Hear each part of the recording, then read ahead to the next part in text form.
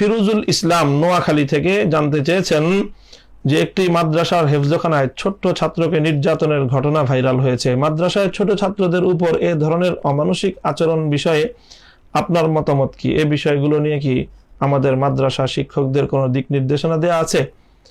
প্রিয় দর্শক, এমন ঘটনা মাঝে মাঝেই বিভিন্ন জায়গায় আমরা ঘটতে দেখি। শুধু মাদ্রাসা নয়, বরং বিভিন্ন শিক্ষা প্রতিষ্ঠানে বা বিভিন্ন কর্মস্থলে এই ধরনের অমানবিক কিছু আচরণ আমরা দেখতে পাই, যেগুলো অত্যন্ত দুঃখজনক এবং অত্যন্ত মর্মান্তিক।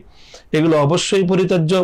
বিশেষ করে মাদ্রাসায় যেখানে কোরআনের শিক্ষা দেওয়া হয়, যেখানে ইসলামের শিক্ষা দেওয়া হয়, সেই মাদ্রাসাগুলো তারা তো কোরআনের নির্দেশনা অনুসরণ করার, আল্লাহর হুকুম মান্য করার সর্বাগ্রে তাদের অধিকার এবং তাদের দায়িত্ব রয়েছে। সুতরাং কোনো মাদ্রাসায় শিশুর উপর এরকম অতিমাত্রার কোনো শাসন অথবা কোনো নির্যাতন, ব্যত্রাঘাত, এটা কোনোভাবেই গ্রহণযোগ্য হতে পারে না। শাসন করার বিধান ইসলামী শরীয়তের মধ্যে রয়েছে এবং সেখানে শাসন করার পদ্ধতি এবং তার সীমারেখাও ইসলামী শরীয়তের মধ্যে স্পষ্টভাবে বর্ণিত রয়েছে। ইসলামী শরীয়তের মধ্যে ছোট শিশুকে শুধুমাত্র পড়ালেখা না পারার কারণে এভাবে আঘাত করার কোনো অনুমতি ইসলামী শরীয়তের মধ্যে নেই। হ্যাঁ, যতটুকু অনুমতি রয়েছে বিভিন্ন সময় তাকে শাসন করার জন্য যে নির্দেশনা রয়েছে, সেটার ক্ষেত্রে ইসলামের বিধান হলো তাকে নির্দেশনা প্রদান করতে হবে, উপদেশ দিতে হবে। শাসন করতে হলে এমনভাবে তাকে শাসন করতে হবে যাতে তার শরীরের কোথাও কোনো দাগ বা কোনো স্পট না পড়ে যায়। শরীরের মধ্যে কোথাও দাগ হতে পারে এমনভাবে কোনো শাসন করার সুযোগ ইসলামী শরীয়তের মধ্যে নেই।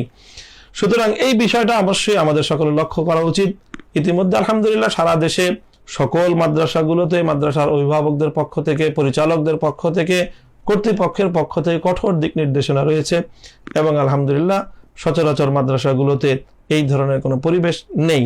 হ্যাঁ, দু চারটি বিচ্ছিন্ন ঘটনা যারা ঘটিয়ে থাকেন, তারা অপরিণামদর্শী কাজ করেন, তারা ভুল কাজ করেন, তাদেরকেও তাদের কর্তৃপক্ষ এবং মাদ্রাসার যারা অভিভাবক রয়েছেন তারা এ বিষয়ে আরও ভালো দিক নির্দেশনা দিবেন এবং এ বিষয়ে নজরদারি অব্যাহত রাখবেন এবং এই বিষয়টি তারা লক্ষ্য করবেন। এটা হলো আমাদের সকল মাদ্রাসা কর্তৃপক্ষ